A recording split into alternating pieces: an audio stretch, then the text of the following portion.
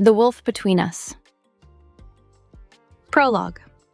The First Kiss. The school building was unusually bright that evening. Warm light streamed through the tall windows of the assembly hall. Soft music mingled with polite laughter, the delicate clinking of glasses, and the rustle of expensive fabrics. For a few hours, the entire campus felt like a place Luca could never truly belong to. Too polished, too controlled, too burdened by plans for the future and the pressure to live up to them. He lasted exactly 28 minutes. Then he was gone. Not hastily, not conspicuously. Luca had mastered the art of disappearing. One brief moment when no one was looking, and he slipped through a side corridor and out into the cool evening air. He drew a deep breath, as though he had been holding it for far too long. Better. Much better. His feet carried him almost instinctively toward the edge of the sports field. The asphalt still radiated the warmth of the day, and a basketball net rattled softly in the wind. The assembly hall was nothing more than a distant hum now. Perfect. Luca bounced the ball once, caught it, and began spinning it absent-mindedly on the tip of his finger. Not perfect, but good enough. Suddenly, a sensation at the back of his neck, like a warm breath that hadn't come from the wind. Luca froze and turned around. Nothing. Only shadows and dimly lit pathways. He shook his head. Just your imagination. Chill out. But the sensation remained. Quiet. Persistent. He spun the ball again and felt it once more. Stronger this time. Someone was there. He turned around again, faster now. Still nothing. His pulse quickened. What the hell? His instincts whispered to him. Danger? No, something else. Something right. The ball slipped. He caught it too late, muttered something under his breath, and finally realized that he was no longer alone.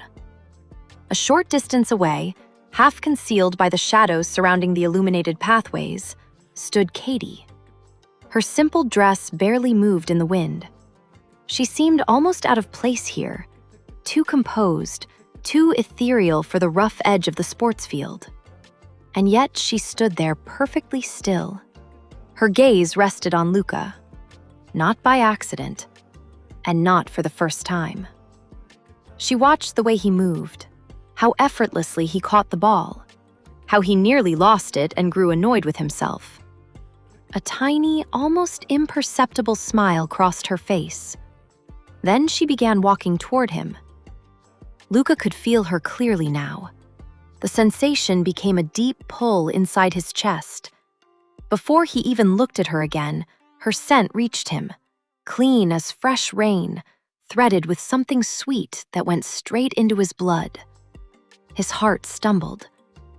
Why does she smell so much like home? Like danger? He turned his head and froze. Katie stood directly in front of him, far too close. For a moment, neither of them spoke. Music drifted over from the assembly hall and blended with the rustling leaves. "Do you need something?" Luca finally managed, too quickly, too roughly. Katie tilted her head slightly. There was no uncertainty in her eyes, only the quiet certainty of a memory. "You're really fast," she said softly. Luca blinked. "Huh?" She took one small step closer, deliberately. His fingers tightened around the basketball. "When you run," she explained calmly, "and when you catch things." A brief pause. Then, almost casually, she added, "I wanted to try something." Before his mind could catch up, she raised her hands and placed them gently against his cheeks.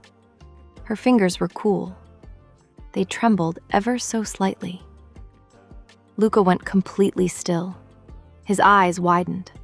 For a fraction of a second, amber light flickered within them. His heart raced. No, Not now. Control yourself. Stay calm. Just for a moment, she whispered, a little more breathless than before. And then she kissed him. Time stumbled. The basketball hit the ground with a dull thud. Luca's eyes flew open and his breath caught sharply. Wait! Too late. A violent jolt tore through his body. His muscles pulled taut to the breaking point, and his bones shifted, uncontrolled and brutal. In the next instant, the boy was gone. A colossal wolf stood before her, its copper-red fur catching the fading evening light. It was so enormous that its glowing amber eyes were almost level with Katie's. It stared at her, wild and overwhelmed, its expression one long, silent plea for help. Katie didn't retreat by so much as an inch. Her eyes began to shine, not with fear, but with pure, undisguised wonder. "You've become even more beautiful," she whispered in awe. Slowly, she reached out her hand. The wolf froze. Every part of him fought against the effect her closeness had on him, but his tail began to twitch involuntarily. Then it started to wag, a humiliating betrayal he desperately tried to suppress. The moment her cool fingertips touched his fur, he held his breath. With a rough, abrupt jolt, the transformation reversed. The instant he was human again, Luca closed his hands around Katie's wrists, catching them before she could touch him again. He was half kneeling on the ground, breathless, his face burning bright red. His thoughts thundered inside his skull. Kieran is going to kill me. My father. The pack. I've put everything at risk. Panic rose through him like boiling oil. Damn it. Damn it. Damn it. What am I supposed to do now? "What is wrong with you?" he whispered, his voice hoarse with embarrassment and sheer panic. Katie merely blinked. His trembling grip around her wrists didn't seem to trouble her at all. Then she smiled, calm and completely unfazed by the violence of his transformation. She looked directly into his eyes and pinned him in place with her gaze. "Will you be my boyfriend?" Luca stared at her. His mouth opened, but no words came out. Huh? Episode 1. The Courtyard. A few days after the incident by the sports field, the campus gleamed as though it had been freshly polished. The grass yielded softly beneath passing shoes, and sunlight scattered in sharp reflections across the cafeteria windows.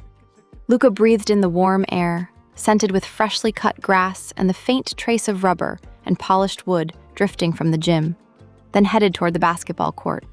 The ball struck the asphalt again and again. Sneakers squealed against the ground as if trying to drown out every thought in his head. "Left, Luca!"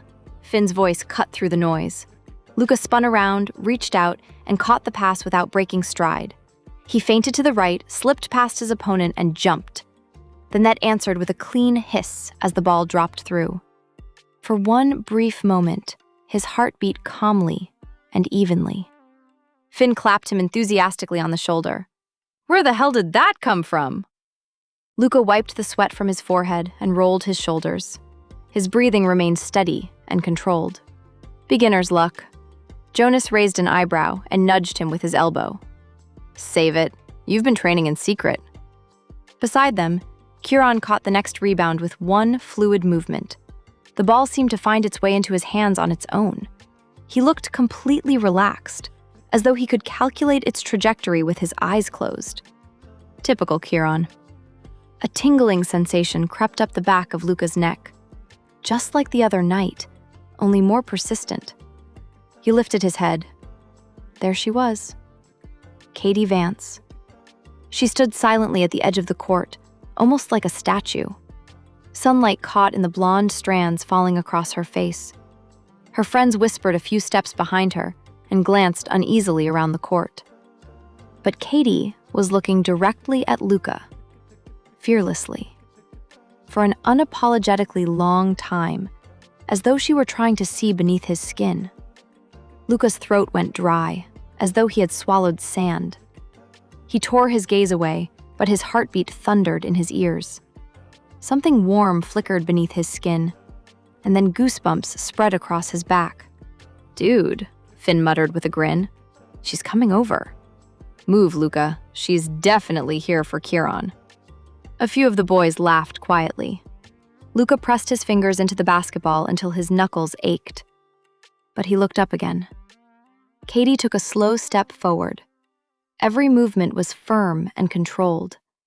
She ignored Finn and Jonas. She passed Kieran without saying a word.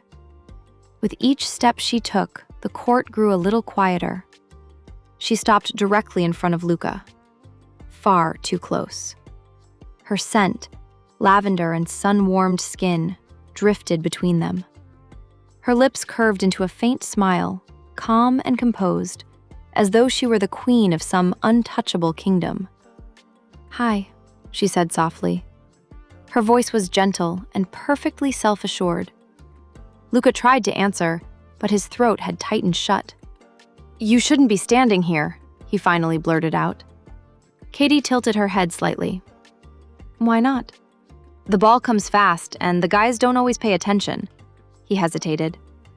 "I don't want you getting hurt." Katie studied him for a moment.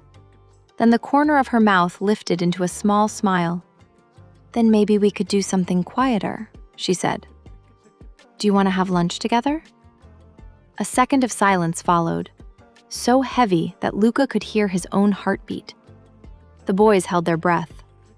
Panic twisted inside Luca's stomach. He threw Kieran a desperate, pleading look. "Help me out here." But Kieran's expression didn't change. He merely watched the scene, caught Luca's gaze, and silently formed a single word with his lips. "Breathe." Luca turned back to Katie in a panic. "Forget it," he stammered. "No way."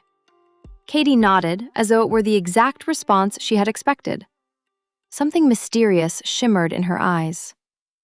"Okay." She turned and began to walk away. But then she looked back over her shoulder, her gaze sharp and crystal clear. "I just thought, since you're my boyfriend now, or have you already forgotten?" Luca stood frozen, as though the ground had vanished beneath his feet. "Excuse me? That was all he managed.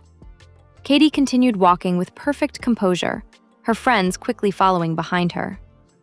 The moment they were out of earshot, chaos erupted. Finn grabbed Luca by the front of his jersey, while Jonas shoved him against the shoulder. "What does she mean, you're her boyfriend?" "Since when do you know Katie Vance?" Jonas demanded, his voice thick with jealousy. "Don't lie to us." Luca pushed their hands away, his face burning.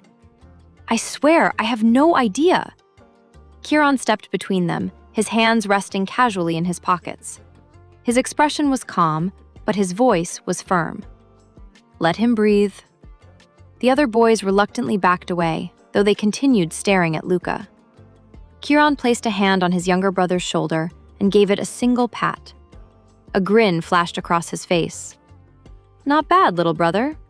How exactly does someone manage to land Katie Vance?" The heat in Luca's cheeks intensified. Honestly, I have no idea." Kieran's grin vanished instantly. He leaned a little closer and lowered his voice until only Luca could hear him. "And tonight, you're going to explain exactly why Katie Vance smells like your wolf." There was no trace of amusement left in Kieran's eyes. At that moment, Luca's heart stopped, only to begin pounding so violently that he feared it might tear straight through his chest.